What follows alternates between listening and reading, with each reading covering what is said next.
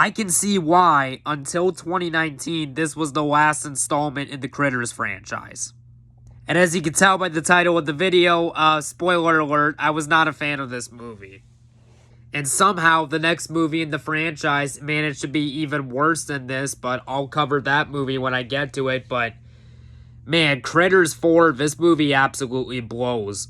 Now, if you saw my reviews for the previous Critters movies, you would know that, despite their flaws, I do like the first two Critters movies. I think they're fun creature feature movies.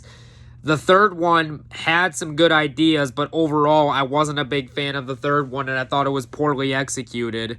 This, I thought, was honestly even worse, and I would say this is honestly one of the worst sequels I've seen, to be perfectly honest. But anyways, before we get into that, as usual, I want you guys to tell me in the comment section down below, what do you think of Critters 4? Are you one of the few people who actually likes this movie, or are you with the majority of the Critters fans who don't like this movie like myself? But yeah. So what is the plot to Critters 4 if anyone actually cares? This futuristic tale finds spacecraft crew members dealing with an infestation of furry flesh-eating creatures let loose aboard the ship. So that's basically the premise to this. And to be honest, this was nothing special. I mean, the first Alien movie from 1979, directed by Ridley Scott, honestly, that movie honestly did this concept significantly better. And when it comes to the Alien movies, I really like the first two movies in the Alien franchise, but I did not care for anything that came. I like the first two Alien movies, but I did not care for anything that came out after Aliens, the second movie. Same with this franchise, although if you ask me, between the two, I would say that Critters had the worst downfall between the two, but yeah. And this movie was directed by Rupert Harvey, who I don't really know who this director is. He didn't, now I know he didn't do the previous Critters movies, but it clearly shows, because to be perfectly honest, I did not think this movie was particularly well directed. And to me, a lot of the actors looked bored with this movie, to be perfectly honest. And this is the movie in the this is the first movie in the franchise that goes to space. And a lot of people would tell you that usually when your movie franchise goes to space, it's done. It's screwed for. Like, you know, people point out examples like Jason X and Leprechaun 4 in Space. Although, to be perfectly honest with you, I have never been a fan of the Leprechaun movies. I much prefer franchises like Friday the 13th, but I will say Jason X is a bad movie. Because here's the thing with Jason X. Friday the 13th is not the type of franchise that lends itself to a movie taking place in space. Critters, on the other hand, here's the thing that sucks about this movie. Critters 4 could have been a good movie because the critters themselves are actually alien creatures. So you could do a good Critters movie in space. Unfortunately, the execution of this concept was not that good, but let's just get into this. So the movie starts off with the character by the name of Charlie, who was in the 3 previous movies, who the actor Don Keith Oper came back to reprise his role as the character, but instead of taking place in the past, this movie takes place way in the future, where, you know, we're introduced to Charlie at the beginning of this movie. He goes in a space pod, he goes through space, and then the screen cuts to the year 2045, so way in the future, and we're introduced to this group of characters, these group of adult teenagers, and to be honest, I did not care for any of the characters at all in this movie. I thought that most of the actors, minus the exception of one, were honestly not really that good in this movie. To me, it just seemed like everyone was bored in this movie, and it looked like nobody wanted to be there. And my question is, why did we get 5 Critters movies? My question is, why was this movie made? Other than money, other than corporate greed, why was this movie made? Why? But anyways, we're introduced to the group of teenagers, and I will say as bad as this movie is, I will say one positive I do have with the movie is we are introduced to the space captain of the ship, who is actually played by Brad Dourif. And to be honest, I like Brad Dourif as an actor, whether it's his performance in Exorcist 3, which I think is the best movie in the Exorcist franchise, or if you don't know who Brad Dourif is, he voiced Chucky in all of the Chucky movies except the 2019 Child's Play remake. And I like Brad Dourif as an actor and voice actor, so it's nice to see him in here.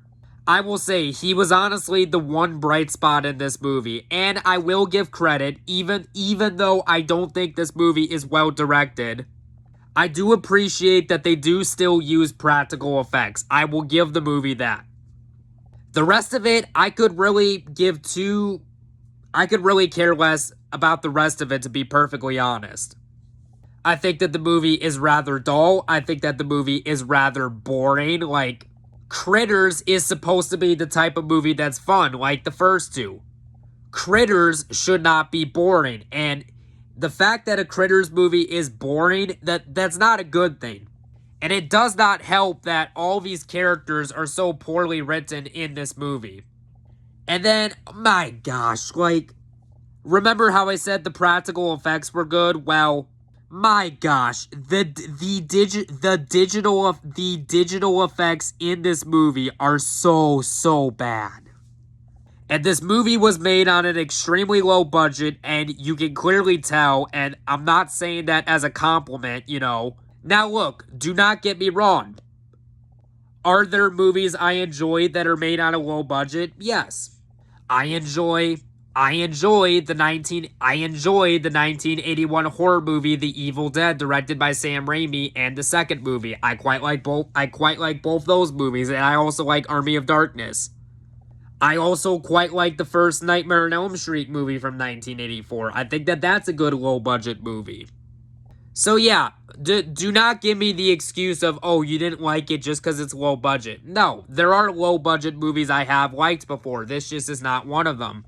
But you want to know something Evil Dead and Nightmare on Elm Street have that this movie doesn't? It actually has characters that are actually engaging and that you actually care about, unlike this movie. But like I said, we're introduced to the group of teenage characters, and throughout the course of the movie, for whatever reason, they decided to bring back Charlie. I don't know why, but okay. Charlie is in the movie. He meets up with the people on the ship, especially the captain of the ship, played by Brad Dourif, who, like I said, is one of the only few bright spots to this movie. And this time around, Charlie's partner, the bounty hunter, who, if you remember this character in the first two movies, there was a bounty hunter who transformed and disguised himself as the famous singer Johnny Steele. And that character does come back, but for whatever stupid reason, they completely changed the character's name for whatever dumb reason. It's like, okay, I thought that was pretty dumb, to be honest. But then the bounty hunter who's disguised as Johnny Steele, spoilers for those who haven't seen this movie, not like anyone cares, but the bounty hunter betrays his partner Charlie, and instead of trying to put the eggs back in prison, this bounty hunter actually decides, no joke, he decides to team up with the Critters to basically attack our main group of characters. I'm like, okay, this is dumb. I don't like this at all, because it completely destroys his character arc from the first two movies. And then the whole ending where Charlie has to defeat the bounty hunter who betrayed him and teamed up with the Critters. he defeats the bounty hunter. Him and the rest of the crew, they basically leave the spaceship. Now, granted, two of the characters passed away in the movie. They were attacked by one of the critters. But again, like I said, the characters to me were not that interesting in the movie, and the movie was rather boring. So, to be honest, I didn't really care what happened with anyone in this movie. But like I said, Charlie defeats his partner, and him and the rest of the crew decide to leave the spaceship. They get on their spaceship, and then they basically blow up the base that, Charlie's partner who betrayed him was on, and then the movie's over. So yeah, but yeah. I really did not like this movie. Again, this is not the worst Critters movie. It's not as bad as the next one, Critters Attack, which, oh boy, I got some thoughts on that one, but this one's pretty bad. On a scale of 1 to 10, I'll give Critters 4 a 1.5 out of 10.